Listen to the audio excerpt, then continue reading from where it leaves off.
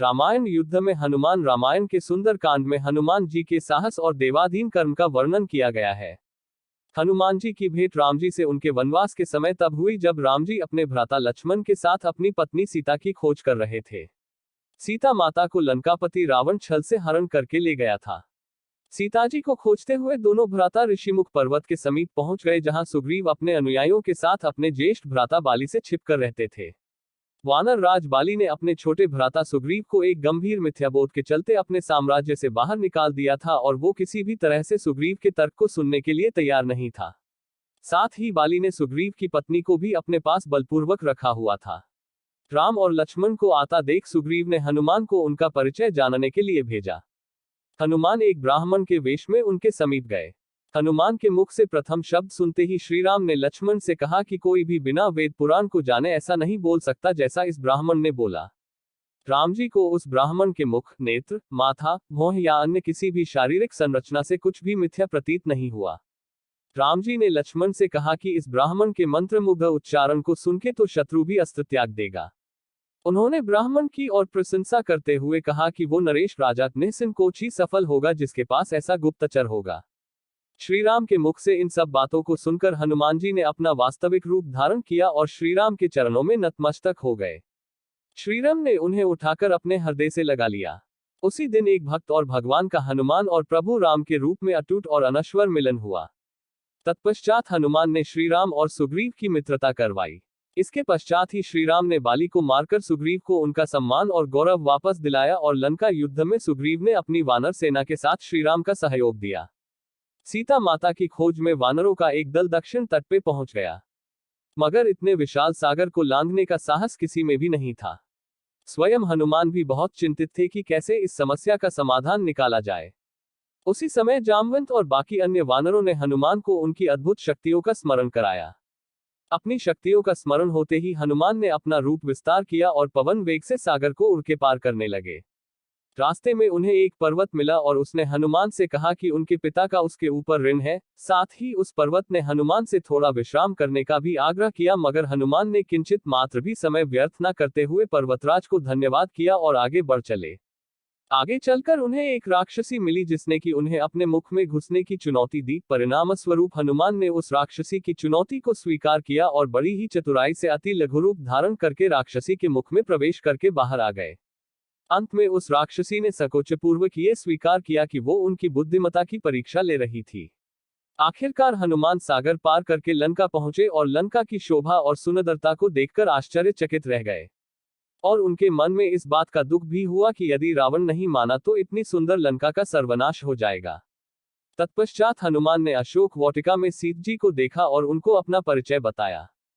साथ ही उन्होंने माता सीता को सांत्वना दी और साथ ही वापस प्रभु श्रीराम के पास साथ चलने का आग्रह भी किया, मगर माता सीता ने ये कहकर अस्वीकार कर दिया कि ऐसा होने पर श्रीराम के पुरुषार्थ को ठेस पहुंचेगी। हनुमान ने माता सीता को प्रभु श्रीराम के संदेश का ऐसे वर्णन किया जैसे कोई महान ज्ञानी लोगों को ईश्वर की महानता के बारे में बताता है। माता सीता से मिलने के पश्चात हनुमान प्रतिशोध लेने के लिए लंका को तहस नहस करने लगे। उनको बंदी बनाने के लिए रावण पुत्र मेघनाद इंद्रजीत ने ब्रह्मास्त्र का प्रयोग किया। ब्रह्मा जी का सम्मान करते हुए हनुमान ने स्वयं को ब्रह्मास्त्र के बंधन में बंधने दिया। साथ ही उन्होंने विचार किया कि इस अवसर का लाभ उठाकर वो लंका के विख्यात रावण से मिल भी लेंगे और उसकी शक्ति का अनुमान भी लगा लेंगे। इन्हीं सब बातों को सोचकर हनुमान ने स्वयं को रावण के समक्ष बंदी बनकर उपस्थित होने दिया। जब उन्हें रावण के समक्ष लाया गया तो उन्होंने रावण को प्रभु श्रीराम का चेतावनी भरा संदेश सुनाया और साथ ही ये भी कहा कि यदि रावण माता सीता को आदर पूर्वक प्रभु श्रीराम को लौटा देगा तो प्रभु उसे क्षमा कर देंगे। क्रोध में आकर रावण ने हनुमान को मृत्युदंड देने का आदेश दिया, मगर रावण के छोटे भाई विभीषण ने ये कहकर बीच बचाव किया कि एक दूत को मारना आचार संहिता के विपरीत है। ये सुनकर रावण ने हनुमान की पूंछ में आग लगाने का आदेश दिया। जब रावण के सैनिक हनुमान की पूंछ में कपड़ा लपेट रहे थे तब हनुमान ने अपनी पूंछ को खूब लंबा कर लिया और सैनिकों को कुछ समय तक परेशान करने के पश्चात पूंछ में आग लगाने का अवसर दे दिया। पूंछ में आग लगते ही हनुमान ने बंधन मुक्त होकर लंका को जलाना शुरू कर दिया और अंत में पूंछ में लगी आग को समुद्र में बुझाकर वापस प्रभु श्रीराम के पास आ गए। लंका युद्ध में जब लक्ष्मण मूर्छित हो गए थे तब हनुमान जी को ही द्रोणागिरी पर्वत पर से संजीवनी बूटी लाने भेजा गया, मगर वो बूटी को भली भांति पहचान नहीं पाए और पुनः अपने पराक्रम का परिचय देते हुए वो पूरा द्रोणागिरी पर्वत ही रणभूमि में उठा लाए और परिणाम स्वरूप लक्ष्मण के प्राण की रक्षा की। भावुक होकर श्री राम ने हनुमान को हृदय से लगा लिया और बोले कि हनुमान, तुम मुझे भ्राता भरत की भांति ही प्रिय हो। हनुमान का पंचमुखी अवतार भी रामायण युद्ध की ही एक घटना है। अहिरावण जो कि काले जादू का ज्ञाता था, उसने राम और लक्ष्मण का सोते समय हरण कर लिया और उन्हें विमोहित करके पाताल लोक में ले गया। उनकी खोज में हनुमान भी पाताल लोक पहुंच गए। पाताल लोक के मुख्य द्वार एक युवा प्राणी मकरध्वज पहरा देता था, जिसका आधा शरीर मछली का और आधा शरीर वानर का था। मकरध्वज के जन्म की कथा भी बहुत रोचक है। यद्यपि हनुमान ब्रह्मचारी थे, मगर मकरध्वज उनका ही पुत्र था। लंका दहन के पश्चात जब हनुमान पूंछ में लगी आग को बुझाने समुद्र में गए तो उनके पसीने की बूंद समुद्र में गिर गई। उस बूंद को एक मछली ने पी लिया और वो गर्भवती हो गई। इस बात का पता तब चला जब उस मछली को अहिरावण की रसोई में लाया गया। मछली के पेट में से जीवित बचे उस विचित्र प्राणी को निकाला गया।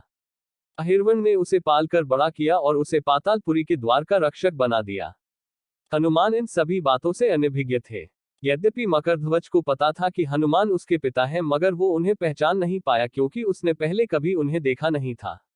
जब हनुमान ने अपना परिचय दिया तो वो जान गया कि ये मेरे पिता हैं, मगर फिर भी उसने हनुमान के साथ युद्ध करने का निश्चय किया क्योंकि पातालपुरी के द्वार की रक्षा करना उसका प्रथम कर्तव्य था। हनुमान ने बड़ी आसानी से उसे अपने अधीन कर लिया और पातालपुरी के मुख्य द्वार पर बांध दिया। पातालपुरी में प्रवेश करने के पश्चात हनुमान ने पता लगा लिया कि अहिरावण का वध करने के लिए उन्हें 5 दीपकों को एक साथ बुझाना पड़ेगा। अतः उन्होंने पंचमुखी अवतार श्री वराह, श्री नरसिम्हा, श्री गरुण, श्री हयग्रीव और स्वयं धारण किया और एक साथ में 5 दीपकों को बुझाकर अहिरावण का अंत किया। अहिरावण का वध होने के पश्चात हनुमान ने प्रभु श्रीराम के आदेशानुसार मकरध्वज को पातालपुरी का नरेश बना दिया। युद्ध समाप्त होने के साथ ही श्रीराम का 14 वर्ष का वनवास भी समाप्त हो चला था। तभी श्रीराम को स्मरण हुआ कि यदि वो वनवास समाप्त होने के साथ ही अयोध्या नहीं पहुंचे तो भरत अपने प्राण त्याग देंगे। साथ ही उनको इस बात का भी आभास हुआ कि उन्हें वहां वापस जाने में अंतिम दिन से थोड़ा विलंब हो जाएगा। इस बात को सोचकर श्रीराम चिंतित थे, मगर हनुमान ने अयोध्या जाकर श्रीराम के आने की जानकारी दी और भरत के प्राण बचाकर श्रीराम को चिंता मुक्त किया। अयोध्या में राज्याभिषेक होने के बाद प्रभु श्रीराम ने उन सभी को सम्मानित करने का निर्णय लिया जिन्होंने लंका युद्ध में रावण को पराजित करने में उनकी सहायता की थी। उनकी सभा में एक भव्य समारोह का आयोजन किया गया जिसमें पूरी वानर सेना को उपहार देकर सम्मानित किया गया। हनुमान को भी उपहार लेने के लिए बुलाया गया। हनुमान मंच पर गए, मगर उन्हें उपहार की कोई जिज्ञासा नहीं थी। हनुमान को ऊपर आता देखकर भावना से अभिप्लुत श्रीराम ने उन्हें गले लगा लिया और कहा कि हनुमान ने अपनी निश्चल सेवा और पराक्रम से जो योगदान दिया है उसके बदले में ऐसा कोई उपहार नहीं है जो उनको दिया जा सके। मगर अनुराग स्वरूप माता सीता ने अपना एक मोतियों का हार उन्हें भेंट किया। उपहार लेने के उपरांत हनुमान माला के एक एक मोती को तोड़कर देखने लगे। ये देखकर सभा में उपस्थित सदस्यों ने उनसे इसका कारण पूछा तो हनुमान ने कहा कि वो ये देख रहे हैं मोतियों के अंदर उनके प्रभु श्रीराम और माता सीता है कि नहीं, क्योंकि यदि वो इनमें नहीं है तो इस हार का उनके लिए कोई मूल्य नहीं है।